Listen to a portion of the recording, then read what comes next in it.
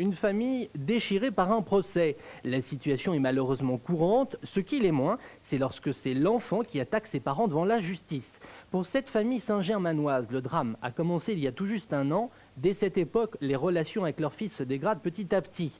Les velléités d'indépendance de leur fils s'accommodent mal avec la conception de l'éducation qu'ils prônent. Une situation courante dans beaucoup de cas qui a brusquement pris les allures d'un drame.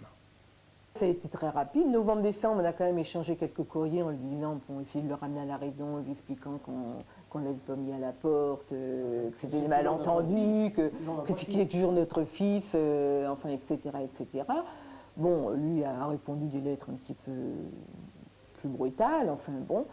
Et puis de fil en aiguille, au mois de mai, on a reçu comme quoi nous étions intentés en procès au mois de mai. La terre vous tombe dessus. Hein. Je me souviin, j'allais voir mes parents âgés ce jour-là. Vous voyez, quand j'en parle, j'ai toujours une émotion qui me... Parce que là, vous ne comprenez plus. Là vous êtes vraiment abasourdi. Parce que votre fils vous intente un procès. Pour ces Saint-Germanois, malgré l'émotion toujours vive, l'heure est à l'action. Conscients que ce phénomène peut toucher d'autres parents et détruire d'autres familles, ils ont depuis cette affaire entrepris d'alerter l'opinion publique sur les dangers d'une judiciarisation à outrance des conflits familiaux. Ils pensent qu'ils sont dans leur droit, c'est légitime. Peu importe, je suis là, mes parents doivent payer. Donc pour eux c'est légitime, ils ne se culpabilisent plus puisque la justice a tranché. Nous, même si là on est condamné à payer moins que ce qu'on lui donnait autrefois, c'est même plus une question d'argent, je veux dire, c'est une blessure parce que là la justice s'est mise à la place des parents. Désormais membre et représentant de l'association AFRA 203 sur l'Île-de-France, ce couple met aujourd'hui toute son énergie dans un combat qu'il juge de la plus haute importance. Il réclame la modification et une lecture jurisprudentielle différente de l'article 203 du Code civil qui, d'après eux, est la source du problème. Les quiteliers, animés par la souffrance, ont poussé toutes les portes et même écrit à la présidence de la République un travail de sensibilisation qui les a amenés à entrer en contact avec les élus du département qui ont pris fait et cause pour le couple. Pour le député maire de Chambourcy, il y a urgence. Au-delà du cas particulier des deux Yvelinois, il s'agit d'un mouvement de fond.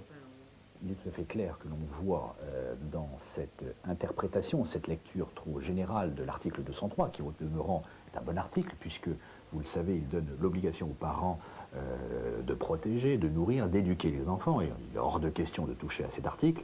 La question, c'est que la jurisprudence en a fait une lecture trop extensive et permet ainsi à des jeunes étudiants qui ont un projet de vie, c'est-à-dire en pratique souhaitent avoir une vie autonome par rapport à leurs parents, d'exiger d'eux une pension alimentaire qui parfois ne peut même pas être versée par ces mêmes parents qui ont fait d'énormes sacrifices au travers donc de leur vie professionnelle. J'interpellerai donc le ministre du tutelle, donc Madame Guigou, sur ce sujet, cette lecture trop généraliste donc de l'article 203, et afin que soient rappelés aux uns et aux autres les droits, mais aussi les devoirs, car on ne peut exiger l'un sans assumer les autres.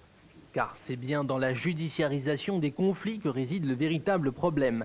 Un mouvement qui d'année en année touche tous les domaines, santé, éducation et aujourd'hui même cellules familiales, aucune sphère de la société ne semble épargnée. Avec 8 cas recensés cette année dans notre département contre 3 l'année précédente, il faut pourtant relativiser l'importance du phénomène. Pour y voir plus clair, nous avons rencontré maître Anne-Marie Gaillard, spécialiste du droit des familles. Pour cet avocat au barreau de Versailles, ces procès sont encore heureusement rarissimes dans notre département et doivent faire l'objet d'un traitement particulier. Le fait de se faire traîner devant le tribunal par son enfant, c'est quelque chose qui fait mal. C'est quelque chose qui est attentatoire à l'autorité parentale, à la fonction parentale. Il faut, avant d'engager ce jeune majeur devant la juridiction, il faut, me semble-t-il, rechercher l'accord du parent pour qu'on trouve une solution négociée. Alors les solutions négociées maintenant, on les trouve de façon, je dirais, généralisée par le processus de médiation, qui est un mode alternatif des conflits qui se développe énormément et dans tous les domaines actuellement. Et je pense que le processus de médiation est parfaitement adapté à ce genre de dossier, dans la mesure où c'est un lieu d'expression, c'est un lieu où l'enfant va s'exprimer, où le parent va s'exprimer, où chacun aura des choses à dire, et sans doute que l'accord pourra naître de ces explications, et c'est effectivement quelque chose qu'il faut souhaiter.